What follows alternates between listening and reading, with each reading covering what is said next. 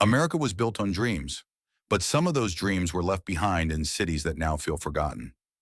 Once filled with laughter, music, and ambition, these places carry the weight of broken promises and restless ghosts of the past. Streets that raised heroes now echo with fear.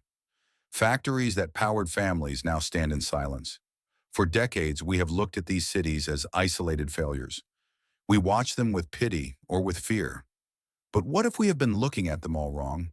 These are not isolated tragedies, they are symptoms. These are America's 10 great warnings. What happened in Flint, in Gary, or in Baltimore isn't just their problem. It is a preview of the systemic crises in our infrastructure, our economy, in our social fabric that are quietly heading for the rest of the nation. Today, we decode these 10 cautionary tales.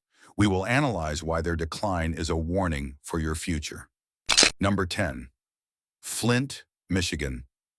Flint is one of those cities that became infamous for all the wrong reasons.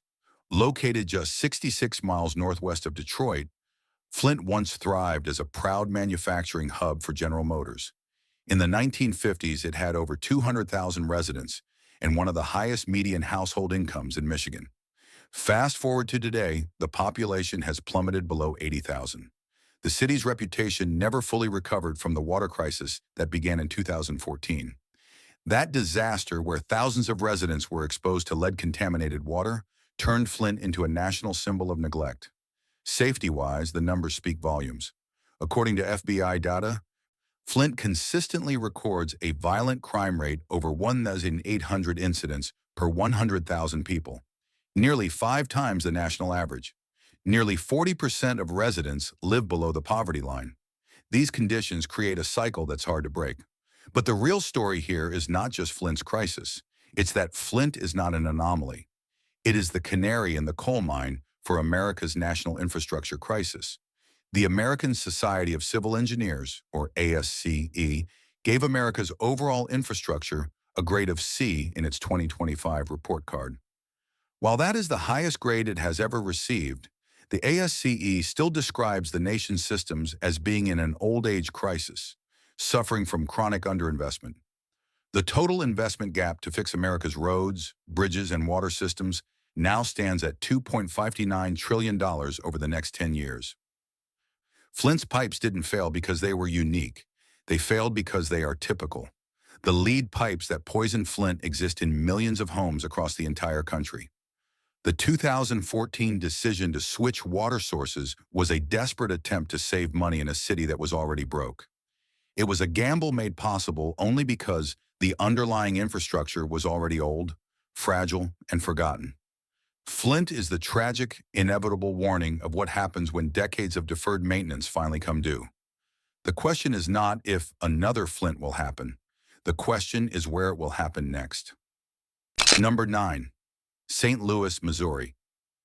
St. Louis often finds itself at the top of lists it doesn't want to be on, particularly those ranking violent crime.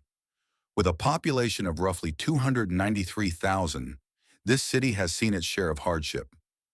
Once a proud industrial hub on the Mississippi River, home to the 1904 World's Fair, it is now battling one of the highest violent crime rates in America. Around 1,900 incidents per 100,000 people, more than 5 times the national average. The city's homicide rate is equally troubling, about 200 murders annually, which is staggering given its size. Factors like poverty, declining population, and abandoned homes have become an unfortunate part of the cityscape. Outsiders see the crime headlines and the urban decay, but the crime is a symptom of a much larger, quieter crisis. St. Louis is the symbol of the hollowing out of the American heartland. It is a stark demographic trend. According to data from the Council of State Governments, between 2020 and 2022 alone, the Midwest region lost over 400,000 people to domestic migration. Talent, capital, and young families are steadily leaving these flyover states for the promise of the coastal cities in the Sun Belt. This creates a financial doom loop. As the population declines, the tax base evaporates. When the tax base evaporates, the city cannot fund its essential public services, like police, schools, and sanitation. As public services decline, crime rises, and the quality of life drops. This in turn causes more people to leave, which shrinks the tax base even further, accelerating the entire cycle. St. Louis is not failing in a vacuum. It is being systematically drained. It warns of a nation that is polarizing, not just politically, but geographically. A nation that is willing to leave a vast, vital center to be hollowed out, abandoned, and left to fend for itself. Number 8. Birmingham, Alabama. Birmingham was once called the Magic City, a name born from its explosive industrial growth in the early 1900s. But that magic has dimmed. Today, Birmingham ranks as one of the most dangerous mid-sized cities in the U.S., with a violent crime rate around 1,700 per 100,000 residents. Murders, assaults, and robberies dominate headlines. Part of the problem lies in deep-rooted economic inequality. The median household income is around $42,000, and nearly 30% of residents live in poverty. The original video mentions a slow revival with craft breweries and tech startups.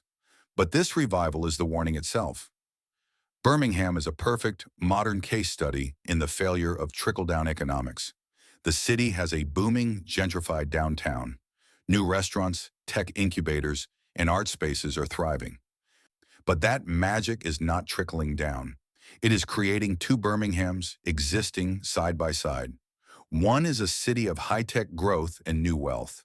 The other, just miles away, is a city of 30% poverty, generational unemployment, and crumbling services. This is America's story in miniature. The U.S. Gini coefficient, the primary measure of income inequality, remains at a multi-decade high, according to the U.S. Census Bureau. As of late 2024, data from the Federal Reserve shows that the wealthiest 1% of Americans now hold over 30% of the entire nation's wealth. Birmingham proves that economic growth and shared prosperity are no longer the same thing. It is a stark warning that a soaring stock market and a booming tech sector mean nothing to the communities that are left behind. Number 7. Cleveland, Ohio. Cleveland's story is one of high hopes, hard times, and harsh realities. Once a manufacturing powerhouse and home to nearly 1 million residents in the 1950s, the city has since shrunk to just about 360,000 people. The loss of factories, jobs, and economic stability led to decades of decline. Cleveland's violent crime rate is roughly 1,600 per 100,000 residents. The poverty rate hovers around 30%, one of the highest in the nation. In certain neighborhoods, boarded-up houses and abandoned factories stretch for blocks. For decades, the city was haunted by the 1978 river fire on the Cuyahoga, earning it the nickname, the Mistake on the Lake. But the real mistake was not the fire. The mistake was the belief that a city could survive the evisceration of its entire economic identity. Cleveland is the warning of the long-term, 50-year social cost of deindustrialization. We often talk about lost jobs from globalization and automation as a simple economic statistic. Cleveland shows the human cost 5 decades later. When the factories of the Rust Belt closed, it wasn't just jobs that were lost. It was community identity. It was the tax base. It was the funding for schools, roads, and public safety. According to the Federal Reserve Bank of Cleveland, this decline was catastrophic, leading to a 45% loss in population and a 30% drop in real income over the following decades. This created a vacuum filled by despair, generational poverty, and crime. Cleveland is a living, breathing warning that when you pull the economic rug out from under a city without a transition plan, you don't just create unemployment. You create a social wound that festers for half a century. Number 6. Memphis, Tennessee. Memphis, the birthplace of blues, soul, and rock and roll. It is a city full of rhythm, resilience, and heartbreak. But behind the sound of Beale Street lies a safety crisis that's made national headlines for years.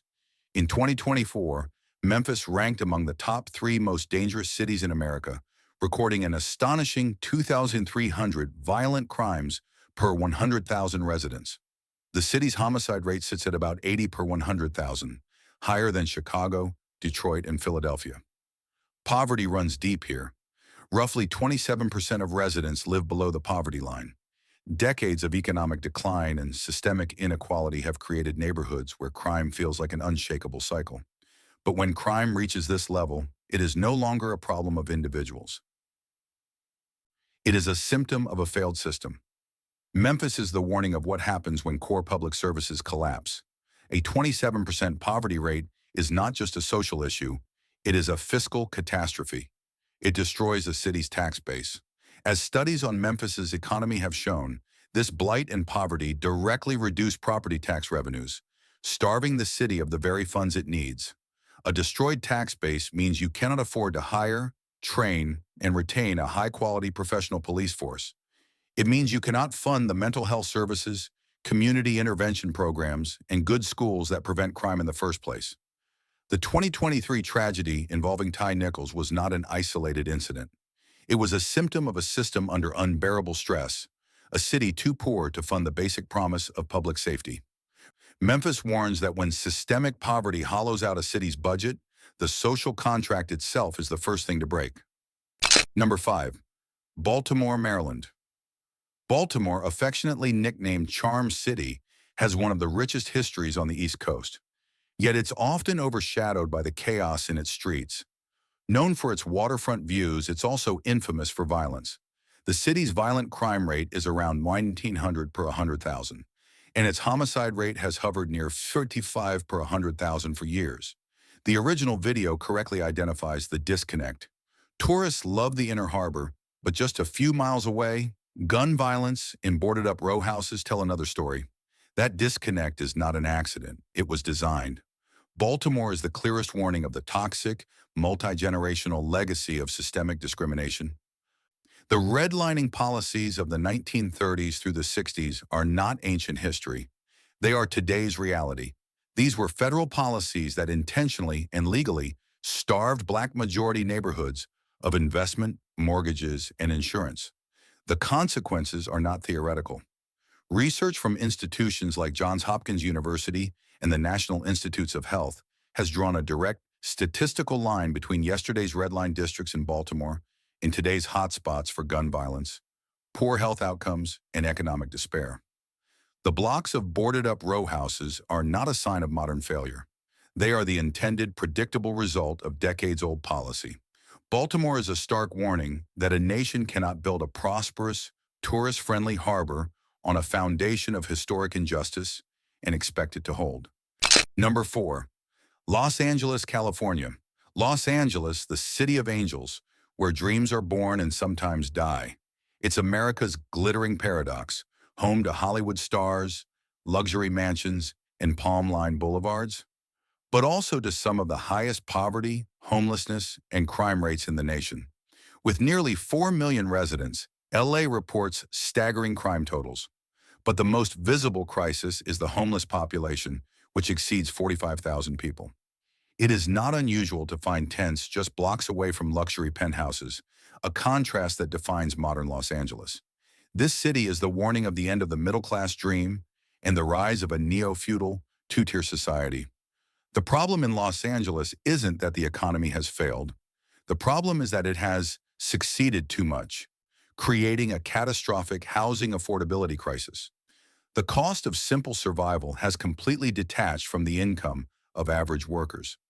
According to Harvard's Joint Center for Housing Studies, the number of all renters in America paying more than 30% of their income on housing is at a record high of 22.4 million. And that burden is growing fastest for middle-income earners.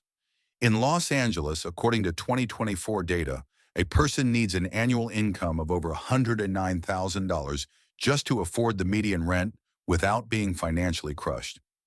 The 45,000 people on the streets are not just the unemployed. They are the result of an economy where nurses, teachers, and firefighters can no longer afford a place to live. Los Angeles warns of a future where the economy only works for the top 10%, leaving a new, permanent class of working poor living in tents just outside the gated walls. Number 3. New Orleans, Louisiana. New Orleans is one of America's most soulful cities, a place where jazz flows through the streets, Creole spices fill the air, and every corner feels alive. Yet behind that charm lies one of the most dangerous realities in the country.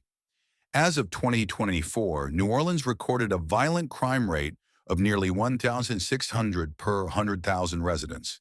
The homicide rate has hit levels 12 times the national average. The city bears the scars of poverty, inequality, and decades of corruption. The original video notes a key paradox. Tourism pumps billions into the economy, but much of that money doesn't reach the people who live here year-round. This is the warning of the vampire economy. New Orleans is built on tourism, but it suffers from a severe phenomenon known as economic leakage. Billions of dollars from tourists flow into the city, but they are immediately channeled into multinational hotel chains, corporate-owned restaurants, and souvenir shops. That money then flows right back out of the local economy.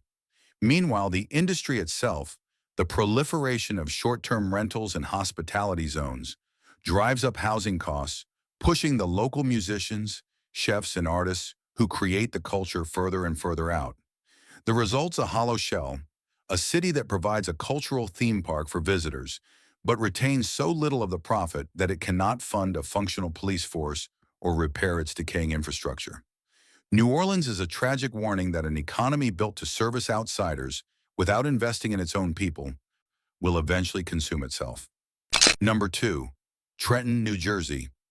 Just an hour from both Philadelphia and New York, Trenton should be thriving. It's the state capital of New Jersey, rich in history and strategically located. Instead, it's become one of the most dangerous and economically depressed cities in the Northeast. Trenton's violent crime rate hovers around 1,500 per 100,000 residents. Its factories shut down decades ago, and nearly 30% of its residents live in poverty. The greatest, most painful irony is that Trenton is the capital of one of the wealthiest states in America.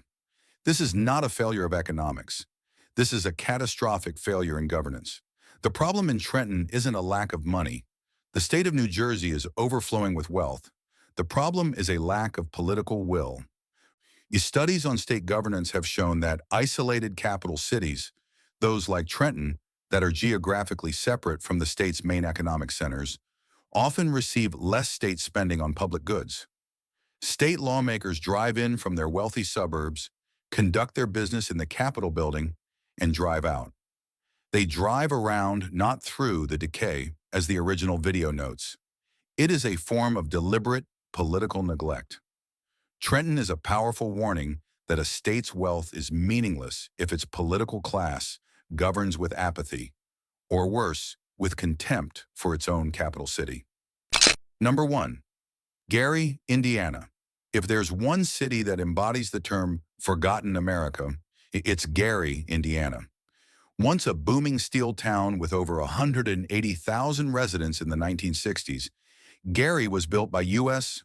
Steel and thrived on blue-collar dreams. Today, fewer than 65,000 people remain, and nearly 35% live below the poverty line. Its skyline tells the story: empty factories, crumbling schools, and streets where silence replaced industry. Gary's violent crime rate exceeds 1,900 per 100,000 residents. With nearly 1 in 3 properties abandoned, some blocks look like ghost towns. Gary's name has become shorthand for decline, a modern American tragedy. This is the final warning. This is the obituary for the 20th century industrial dream. Gary was a mono-economy. It was built by U.S. Steel, it lived for U.S. Steel, and when globalization and automation made that model obsolete, it died. Gary is the ghost of Christmas future for hundreds of American towns that are still dependent on a single factory, a single mine, or a single industry. It is what happens when jobs gone overseas, factories closed, and communities left behind becomes a political talking point instead of a national crisis demanding a transition plan. Gary, Indiana isn't just the most unsafe city in America. It is the ultimate cautionary tale of what happens when a nation moves on and forgets the workers who built it. 10 cities, 10 tragedies, but not 10 isolated failures. Flint is a warning about our pipes. Los Angeles is a warning about our economy. Gary is a warning about our jobs. These are not hated cities. They are ignored cities.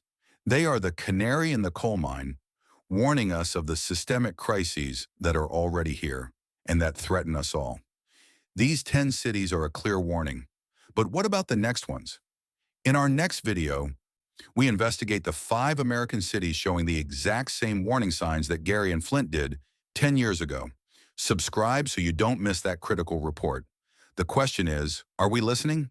We want to hear your perspective.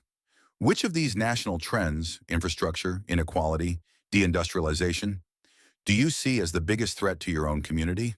Share your thoughts in the comments below.